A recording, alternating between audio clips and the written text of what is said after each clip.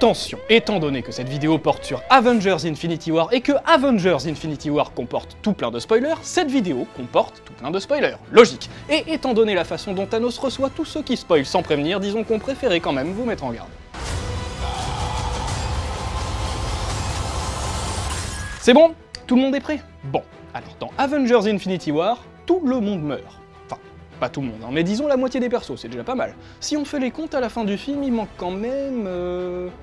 Heimdall, Loki, Gamora, Vision, Bucky, le Faucon, Black Panther, Groot, la Sorcière Rouge, Star-Lord, Drax, Mantis, Doctor Strange, Spider-Man, Maria Hill et Nick Fury. Bon, ok, pour la plupart c'est pas une mort définitive, parce que box-office, c'est box-office, mais n'empêche que Loki, s'il faut en croire les paroles de Thor et de Thanos, pourrait avoir passé l'arme à gauche pour de bon. Ouais, c'est ça. Et au détour d'une scène post-générique, tu vas voir qu'on va encore le retrouver assis sur son trône en or, avec son petit sourire en mode « j'ai bien baisé tout le monde ». Il faut dire que depuis le début du MCU, Loki l'a fait toujours à l'envers à tout le monde. Pour rappel, dans Thor, il avait trahi son frère, son père et tout son peuple, dans Avengers c'était le méchant principal et il avait fait tomber une pluie d'aliens sur New York pour le compte d'un certain Thanos, dans Thor le monde des ténèbres il avait simulé sa mort et avait encore dupé tout le monde en se faisant passer pour son père jusque dans Thor Ragnarok où il avait l'air de plus ou moins se calmer. Et si une fois de plus Loki avait réussi à tromper tout le monde? Et si Loki n'était pas vraiment mort? Et si Loki en fait c'était Hulk? Comment te dire? T'as 2-3 arguments derrière? Non, parce que là c'est un tout petit peu sec hein, quand même.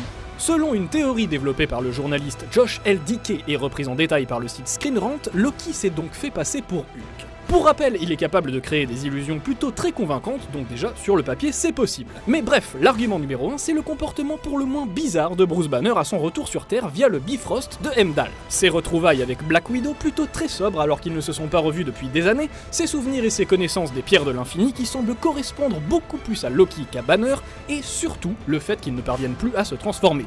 Bref, en gros, Bruce Banner n'est plus véritablement lui-même. Ouais, c'est un début, mais c'est pas encore ça. On n'aurait pas autre chose à se mettre sous la dent. Argument numéro 2, Doctor Strange.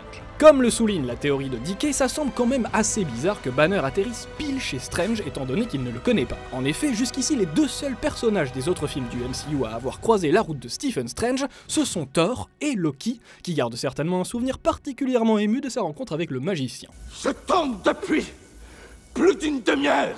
Bref, Loki sait que le Docteur Strange est LA solution pour vaincre Thanos et il sait aussi que Strange possède l'une des 6 pierres d'infinité. L'œil d'Agamotto, la pierre du temps qui permet de contrôler le temps. Merci.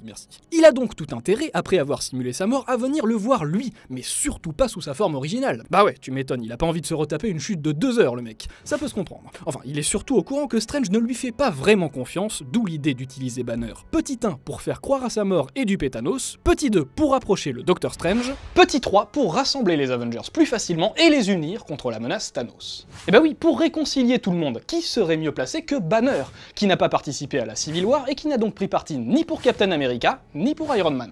Et là, il va pas falloir chipoter, hein. Les petites tensions et les combats d'ego entre Steve et Tony, clairement, on va pas avoir le temps ce coup-ci, les gars. On va avoir besoin de tout le monde, tout de suite. Loki, qui connaît Thanos mieux que personne, le sait très bien, et il va donc agir en connaissance de cause. Bon, ok, Loki est devenu Banner, mettons. Mais partant de ce principe-là, n'importe quel fan serait en droit de se poser une petite question.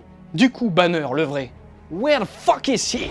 Eh bien, selon la théorie de Josh L. Dickey, notre ami Bruce s'est tout simplement échappé avec les autres habitants d'Asgard et avec Valkyrie, Korg et Miek. Vous savez Tessa Thompson, le caillou et la bestiole? À l'heure qu'il est, ils sont probablement en train de dériver dans l'espace ou alors ils ont trouvé une petite planète sympa pour y couler des jours heureux en espérant ne pas faire partie de la moitié de population qui ne va pas tarder à partir en poussière.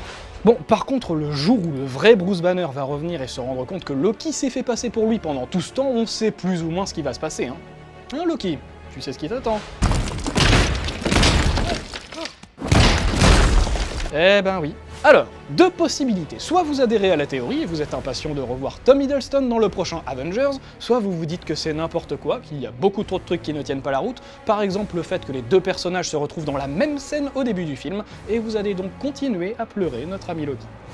Quoi qu'il en soit, souvenez-vous quand même que dans la mythologie scandinave, Loki c'est le dieu de la malice et de l'espièglerie, son truc c'est de faire des blagues, et ça, c'est pas une théorie.